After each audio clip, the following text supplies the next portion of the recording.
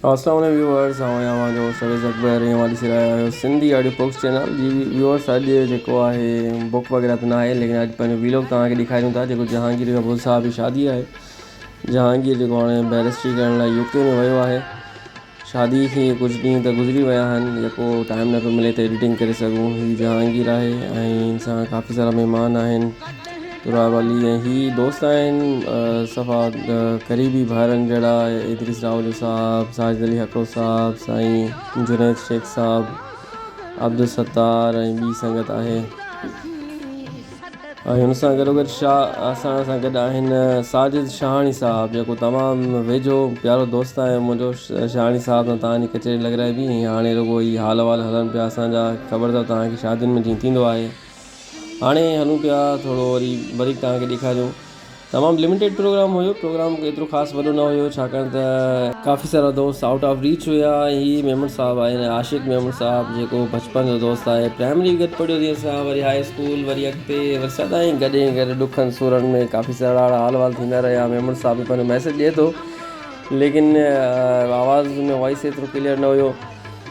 मेमन साहब तमामु बचपन जो दोस्त आहे मुंहिंजो। वरी अॻिते हलूं था, कुझु वरी ॿियो तव्हांखे ॾेखारियूं था। हीअ साॻी संगत आहे सॼी, बसि फ़ोटो सेशन तव्हांखे जीअं ख़बर हूंदो आहे उहो हलंदो रहंदो आहे। व्यूअर्स, चीफ गेस्ट साहब हाणे अचनि पिया, जेके साकिब ख़ान जतोई साहब आहिनि, डिस्ट्रिक्ट नौशरो फिरोज़ न्यू जतोई जा। ऐं उनखां अलावा नवाब नबील ख़ान साहब आहिनि, उहे बि हाणे ईंदा। बसि हाणे वेट कयूं पिया नवाब साहब जो ऐं साकिब ख़ान जतोई साहब, जेको एशिया जा तमामु वॾा ज़मींदार रही चुका आहिनि। ऐं नवाब नबील अहमद गबोल साहब अची चुका आहिनि, जेके कराची जा स्पेशली नवाब आहिनि। काफ़ी सारा गेस्ट, चीफ गेस्ट बि आहिनि।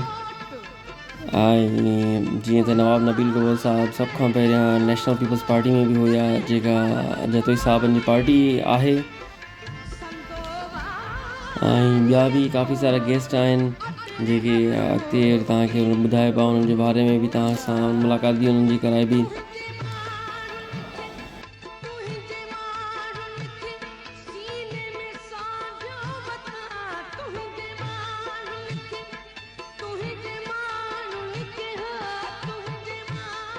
इहो घोट जहांगीर साहब जेको यूके वञी चुको आहे। ऐं जीअं तव्हांखे ॿुधायो त टाइम जी कमी जे करे आउं एडिट न पियो करे सघां। अॼु वरी मुश्किल खां पोइ टाइम मिलियो त एडिट कयुमि। हाणे यूके में बैरिस्ट्री करे पियो, हितां एल एल बी करे वियो हुयो हितां कराची यूनिवर्सिटी खां। उनखां पोइ हाणे यूके में ई आहिनि। काफ़ी सारी जिदोजहद खां पोइ वरी विया। नवाब नादिर गबोल साहब आहिनि, जेके नबील गबोल जो फर्ज़ंद आहे।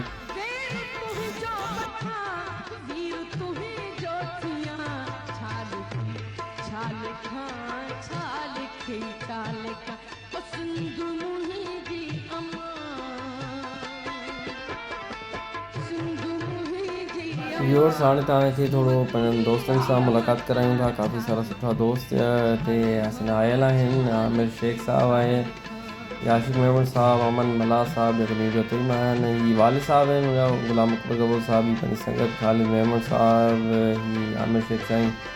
ऐं ही संगत आहे सभु रियल इस्टेट जा माण्हू आहिनि। ऐं कराची रियल इस्टेट जो असांजो कमु आहे, जंहिंजे करे काफ़ी सारा दोस्त आहिनि।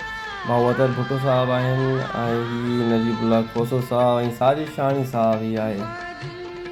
ऐं ही मां फ़हीम वारा, काफ़ी सारा साईं आरिफ साईं वारा, मौलवी शहजाद गबोल, साजिद अली हकड़ो, सत्तार अबरो साहब ऐं साईं जुनैद साहब आहिनि। वरी अॻिते हलूं था त तव्हांखे ॿिया बि करूं। साईं अहमद जज साहब आहिनि, मुंहिंजे वालिद साहब। साईं अब्बास भाई जमाली साहब, ही भावतर साहब आहिनि, तमामु सुठा बिल्डर आहिनि, जेके हाणे कमु कनि पिया हिते कराची में। ग्रुप फ़ोटोज़ जीअं हूंदा आहिनि शादियुनि में, तव्हांखे ख़बर आहे। हीअ असांजा वॾा चाचा जा गुलाम हैदर गबोल साहब, ऐं वकास साहब आहिनि वॾा ब्रदर, ऐं अली गबोल साहब, ख़ालिद मेमन भाई। ऐं ही गबोल फैमिली आहे, ऐं मेमन फैमिली, भाउ मुनीर रहमान साहब हिन सां गॾु आहे। हाणे जेको आहे प्रोग्राम कंप्लीट थी चुको आहे। काफ़ी डिनर जो बि हुयो, लेकिन उहो इंक्लूड न कयोसीं हिन में। हाणे गेस्ट जेके आहिनि सो वञनि पिया हिनमहिल। व्यूअर्स आउं तव्हांखे इहा एडवाइस कंदुमि त अव्हां बि पंहिंजनि शादियुनि जा नंढनि वॾनि इवेंट्स जा ईअं व्लॉग्स ठाहे अव्हां पंहिंजे चैनल ते रखो। इन मक़सद सां न रखो त जीअं माण्हू असांखे हुन मां पेमेंट थिए या छा। हिकिड़ी क़िस्म जी ज़िंदगी डायरी आहे जेका सदाईं सेव रहे थी। व्यूअर्स वरी महिरबानियूं तव्हां जूं, वरी मिलूं था पंहिंजी ज़िंदगी जे कंहिं ॿिए व्लॉग सां। अस्सलाम वालेकुम।